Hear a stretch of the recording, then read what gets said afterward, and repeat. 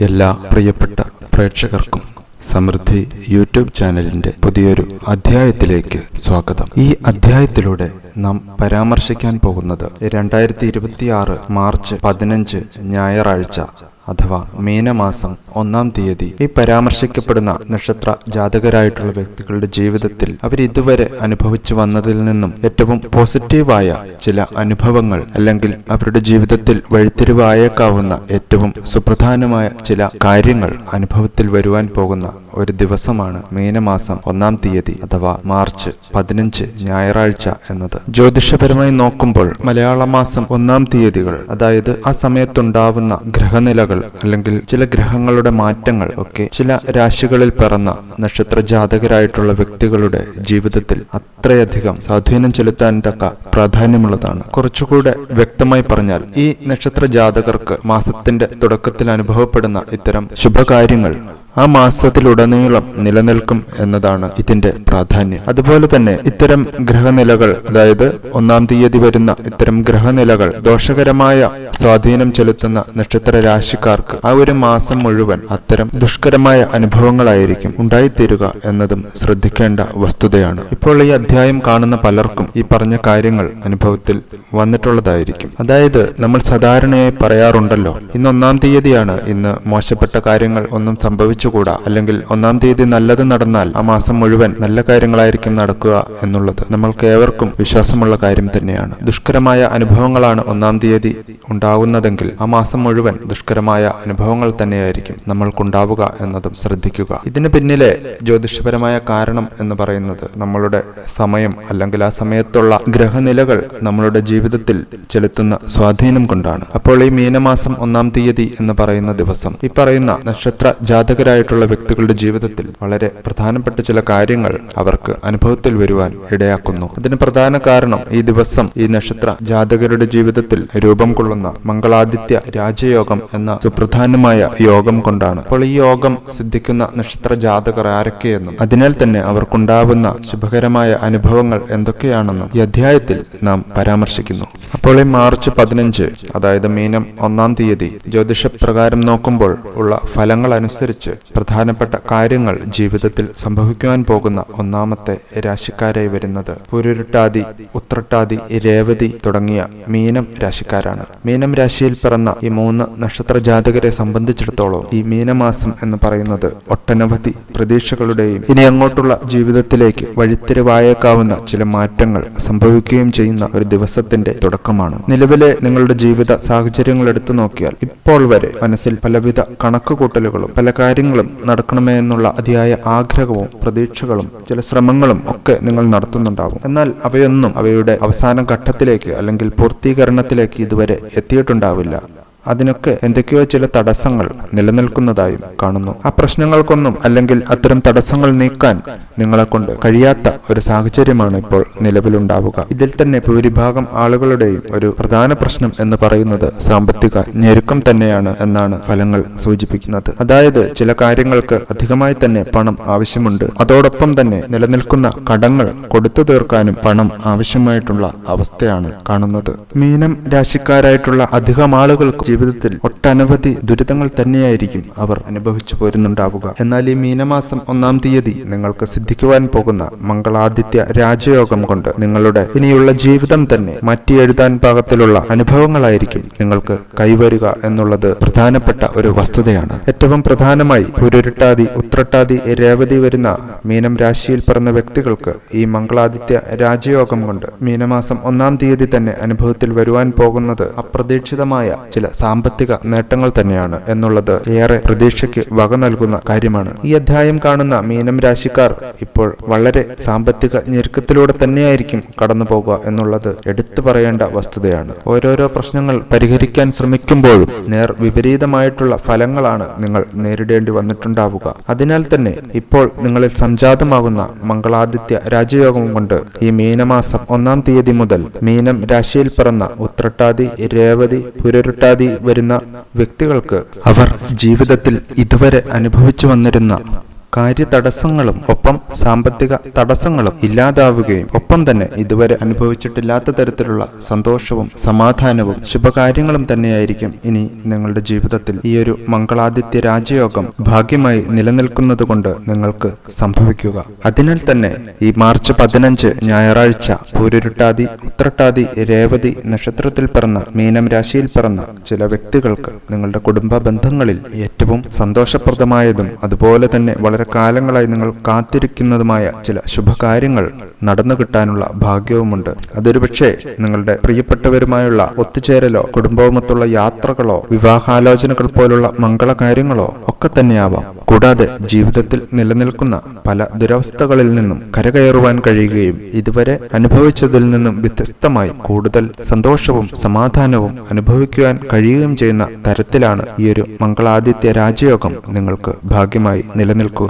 ഇനി മീനം 1-ാം തീയതി നിങ്ങളിലേക്ക് വരുന്ന ഈ രാജയോഗം കൊണ്ട് ചില മീനം രാശിക്കാർക്ക് വീട്, വാഹനം, വസ്തുവകകൾ എന്നിവ വാങ്ങിക്കുവാനുള്ള ഭാഗ്യവും കൈവരുന്നു. ഒപ്പം തന്നെ ഈ മീനം 1-ാം തീയതി ഞായറാഴ്ച പൂരുരുട്ടാതി, ഉത്രട്ടാതി, രേവതി നക്ഷത്രക്കാരെ സംബന്ധിച്ചിടത്തോളം നിങ്ങൾക്ക് ഏറ്റവും മികച്ച ഒരു ദിവസം തന്നെയായിരിക്കും. അതായത് ആരോഗ്യസ്ഥിതി മെച്ചപ്പെടും, ക്ഷേത്ര ദർശനങ്ങൾക്കും ദൈവിക സമർപ്പണങ്ങൾക്കും സമയം കണ്ടെത്താൻ കഴിയുന്ന ഒരു ദിവസം കൂടിയാണ് മാർച്ച് 15 ഞായറാഴ്ച എന്നുള്ളത്. ഇനി രണ്ടാമതായി മാർച്ച് 15 ഞായറാഴ്ച സിദ്ധിക്കുവാൻ പോകുന്ന മംഗളാദിത്യ രാജയോഗം കൊണ്ട് ഏറ്റവും ശുഭകരമായ കാര്യങ്ങൾ ജീവിതത്തിൽ സംഭവിക്കുവാൻ പോകുന്ന യോഗം നിലനിൽക്കുന്ന രാശിക്കാരായി വരുന്നത് മകം, പൂരം, ഉത്രം വരുന്ന ചിങ്ങം രാശിക്കാരാണ്. ഈ അധ്യായം കാണുന്ന ചിങ്ങം രാശിക്കാർക്ക് ഇതുവരെ അവരുടെ ജീവിതത്തിൽ അവർ ആഗ്രഹിച്ചതൊന്നും നേടിയെടുക്കാൻ കഴിയാത്ത ഒരു സാഹചര്യങ്ങളിലൂടെയായിരിക്കും അവർ കടന്നു പോന്നിട്ടുണ്ടാവുക. എന്തൊക്കെയോ ചില തടസ്സങ്ങൾ അവ നിങ്ങൾക്ക് ഒഴിവാക്കി മുന്നോട്ട് പോകുവാൻ കഴിയാതിരുന്ന ഒരവസ്ഥയിലൂടെയായിരിക്കും കടന്നു വന്നിട്ടുണ്ടാവുക. എന്നാൽ അതിൽ നിന്നൊക്കെ വ്യത്യസ്തമായി നിങ്ങൾ ഉദ്ദേശിച്ച കാര്യങ്ങൾ അതിലും ഭംഗിയായി നടക്കുകയും സാമ്പത്തിക നേട്ടങ്ങളും ഒപ്പം നിങ്ങളെ തേടിയെത്തുകയും ചെയ്യുന്ന, അല്ലെങ്കിൽ അതിനുവേണ്ടി ഭഗവാൻ അനുഗ്രഹിച്ചിരിക്കുന്ന ഒരു ദിവസമായാണ് ചിങ്ങം രാശിക്കാർ മീനമാസം 1-ാം തീയതിയെ വരവേൽക്കേണ്ടത്. പല കാര്യങ്ങളിലുമുള്ള തടസ്സങ്ങളും സാമ്പത്തിക ഞെരുക്കങ്ങളും കാരണം ജീവിതത്തിൽ ഇത്രയധികം ആത്മവിശ്വാസവും പ്രതീക്ഷയും നഷ്ടപ്പെട്ടവരാണ് നിങ്ങളെങ്കിൽ പോലും നിങ്ങൾ അനുഭവിച്ച ദുരിതങ്ങളൊക്കെ മാറി അതിന്റെ ഇരട്ടിയായി ഭാഗ്യം നിങ്ങളിലേക്ക് ഭഗവാൻ അനുഗ്രഹിച്ചു തന്നിരിക്കുന്ന ഒരു ദിവസമായി വേണം ഇതിനെ കാണാൻ. നിങ്ങൾ ഇതുവരെ അനുഭവിച്ചു വന്നിരുന്ന കാര്യ തടസ്സങ്ങളിൽ നിന്നും പരാജയങ്ങളിൽ നിന്നും മനസ്സമാധാനമില്ലാത്ത അന്തരീക്ഷത്തിൽ നിന്നും ഒരു മോചനമാണ് ഈ ഒരു ദിവസം. ഈ വരുന്ന മംഗളാദിത്യ രാജയോഗം നിങ്ങളുടെ ജീവിതത്തിൽ അനുഗ്രഹമായി ഭവിക്കാൻ പോകുന്നത്. ഏറ്റവും പ്രധാനമായി നിങ്ങൾ ചിന്തിക്കാത്ത തരത്തിലുള്ള സമ്പത്തിലുള്ള വർധനവ് ഈ മീനമാസപ്പിറവിയിൽ ചിങ്ങം രാശിയിൽ പിറന്ന വ്യക്തികളെ തേടിയെത്തുകയാണ്. ധനവർധനവ് ഉണ്ടാകുമെന്ന് മാത്രമല്ല, ഈ രാജയോഗം സിദ്ധിച്ചു കഴിയുന്നതോടെ ചില ചിങ്ങം രാശിക്കാർക്ക് സമ്പാദ്യത്തെ ഇരട്ടിപ്പിക്കുന്ന രീതിയിൽ ചില പദ്ധതികളിൽ നിങ്ങൾക്ക് ചേരുവാൻ സാധിക്കുകയും ചെയ്യുന്നതാണ്. അല്ലെങ്കിൽ നിക്ഷേപങ്ങളായോ ആ ഒരു സമ്പത്ത് നിങ്ങൾ നിക്ഷേപിക്കുകയും അവ അതിന്റെ ഇരട്ടിയായി നിങ്ങൾക്ക് തിരികെ ലഭിക്കുകയും ചെയ്യുന്നതാണ്. ഇതിലൂടെ ഭാവിയിൽ മികച്ച ഒരു നേട്ടം ഉണ്ടാക്കിയെടുക്കുവാൻ നിങ്ങൾക്ക് സാധിക്കും. അതിനാൽ ഇത്തരം കാര്യങ്ങളെ പറ്റിയൊക്കെ ചിന്തിച്ചു കൊണ്ടിരിക്കുന്ന ചിങ്ങം രാശിയിൽ പിറന്ന വ്യക്തിയാണ് നിങ്ങളെങ്കിൽ നിങ്ങൾക്ക് ഇത്തരം കാര്യങ്ങൾക്ക് തുടക്കം കുറിക്കുവാൻ പറ്റിയ നല്ലൊരു സമയം തന്നെയാണ് വന്നു ചേർന്നിരിക്കുന്നത്. മെച്ചപ്പെട്ട ആരോഗ്യസ്ഥിതിയും ദാമ്പത്യ ബന്ധങ്ങളിലെ വിജയവും കുടുംബാന്തരീക്ഷത്തിലെ സന്തോഷവും സമാധാനവും സന്താന ഭാഗ്യവും ഈ വ്യക്തികളെ തേടിയെത്തുന്നു. കൂടാതെ ചിങ്ങം രാശിയിൽ പിറന്ന മക്കളുള്ള മാതാപിതാക്കളാണ് നിങ്ങളെങ്കിൽ ആ മക്കളുടെ വിജയത്തിൽ സന്തോഷിക്കുവാനുള്ള അവസരവും ഭഗവാൻ നിങ്ങൾക്ക് ഈ ഒരു ദിവസം മുതൽ അനുഗ്രഹത്തിൽ നൽകുന്നതാണ്. ഏറ്റവും ചുരുക്കി പറഞ്ഞാൽ ചിങ്ങം രാശിയിൽ പിറന്ന ഈ ഒരു വ്യക്തികൾക്ക്, അതായത് ഈ മീനമാസം 1-ാം തീയതി ഞായറാഴ്ച അഥവാ മാർച്ച് 15 നിങ്ങൾക്ക് സിദ്ധിക്കുവാൻ പോകുന്ന മംഗളാദിത്യ രാജയോഗം കൊണ്ട് ഏറ്റവും പോസിറ്റീവായ ചില കാര്യങ്ങളായിരിക്കും ഈ മാസത്തിലുടനീളം നിങ്ങൾക്ക് സംഭവിക്കുവാൻ പോകുക എന്നത് മനസ്സിലാക്കിയിരിക്കുക. അടുത്തതായി ഈ മാർച്ച് 15 ഞായറാഴ്ച അതിവിശേഷകരമായ ചില അനുഭവങ്ങൾ ജീവിതത്തിൽ അനുഭവിക്കുവാനുള്ള ഭാഗ്യമുള്ള രാശിക്കാരായി വരുന്നത് അവിട്ടം, ചതയം, പൂരുരുട്ടാതി വരുന്ന കുംഭം രാശിക്കാരാണ്. ഈ ഒരു ദിവസം സിദ്ധിക്കുവാൻ പോകുന്ന മംഗളാദിത്യ രാജയോഗം കൊണ്ട് കുംഭം രാശിക്കാരുടെ വ്യക്തി ജീവിതത്തെയും അവരുടെ കുടുംബങ്ങളെയും അഭിവൃദ്ധിയിലേക്ക് എത്തിക്കുവാനുള്ള ഒരു യോഗമാണ് എന്ന് തന്നെ പറയേണ്ടി വരും. കാരണം ഈ മാസം തുടങ്ങുന്ന 1-ാമത്തെ ദിവസം തന്നെ നിങ്ങൾക്ക് തെളിയുന്ന ഭാഗ്യയോഗം